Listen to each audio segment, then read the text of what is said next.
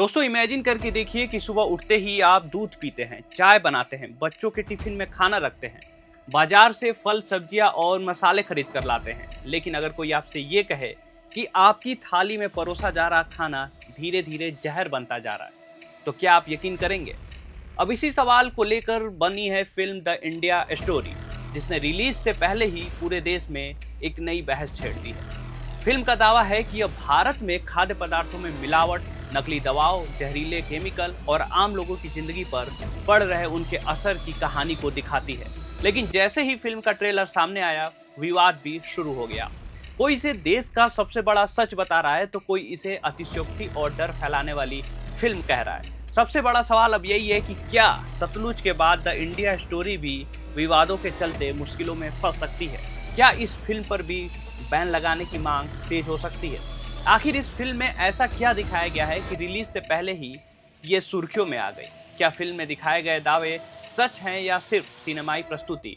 और अगर विरोध बढ़ता है तो क्या सिर्फ विवाद होने भर से किसी फिल्म पर बैन लगाया जा सकता है? आज की इस रिपोर्ट में जानेंगे द इंडिया स्टोरी की पूरी कहानी, विवाद की वजह और इसके पीछे की सच्चाई। नमस्कार, आप देख रहे हैं ईयर नाउ, मैं हूं आपके साथ सौरभ शुभ। दोस्तों सबसे पहले ये समझते हैं कि आखिर द इंडिया स्टोरी है क्या। नाम सुनकर ऐसा लग सकता है कि ये भारत के इतिहास या राजनीति पर बनी कोई फिल्म होगी, लेकिन ऐसा नहीं है। फिल्म की कहानी एक ऐसे मुद्दे के इर्द गिर्द घूमती है जिससे हर भारतीय रोज जुड़ा होता है, खाना।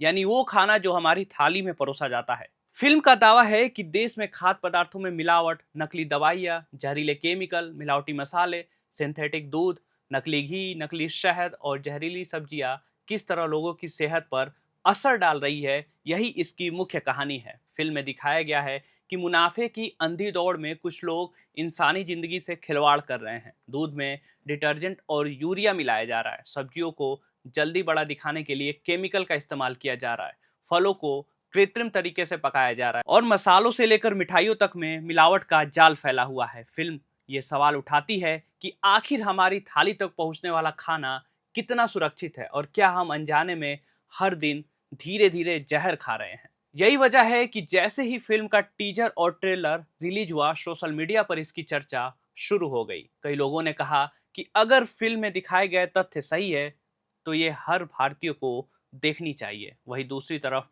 कुछ लोगों ने आरोप लगाया कि फिल्म खतरे को बढ़ा चढ़ा कर दिखा रही है और इससे लोगों में बेवजह डर पैदा हो सकता है और यहीं से विवाद शुरू होता है। कुछ संगठनों और लोगों ने सवाल उठाए कि क्या फिल्म में दिखाए गए दावों के पीछे पर्याप्त वैज्ञानिक और तथ्यात्मक आधार हैं? क्या इससे देश के खाद्य उद्योग और कारोबार की छवि पर असर पड़ेगा?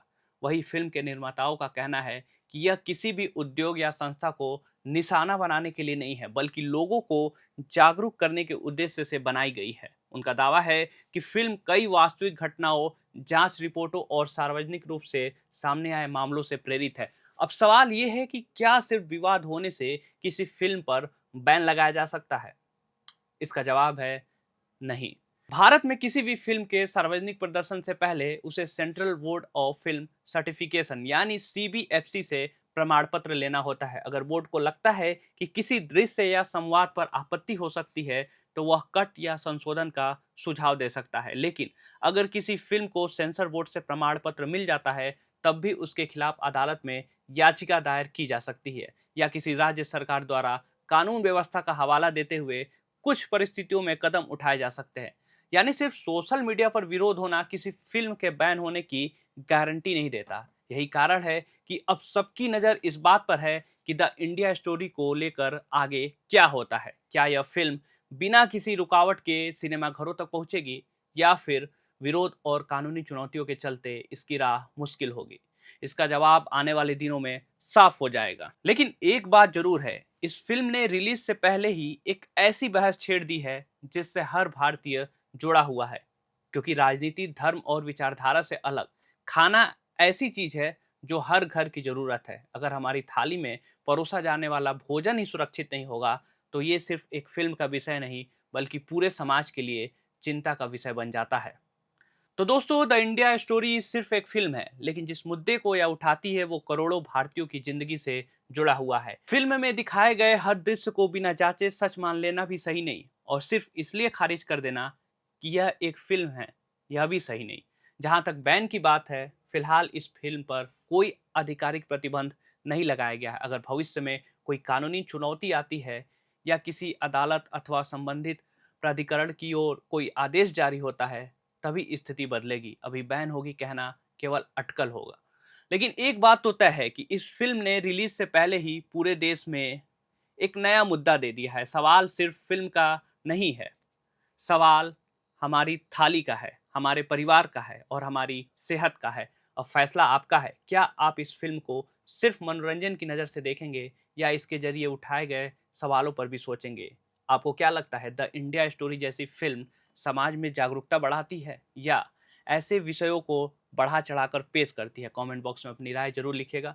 बाकी मिलते हैं अगले इन्फॉर्मेशन के साथ। आप देख रहे हैं एयर नाउ। धन्यवाद। FRP pressure vessels are made using fiber reinforced plastic, a powerful combination of high strength glass fibers and corrosion resistant resin. At Duraplast, we manufacture these vessels using advanced filament winding technology. Layer by layer, resin coated glass fibers are precisely wound over a rotating mold, creating a structure that is lightweight, high strength, and built to handle pressure. The result? Superior corrosion resistance, longer lifespan, lower maintenance costs for industries that demand performance without compromise. For customized FRP pressure vessel solutions,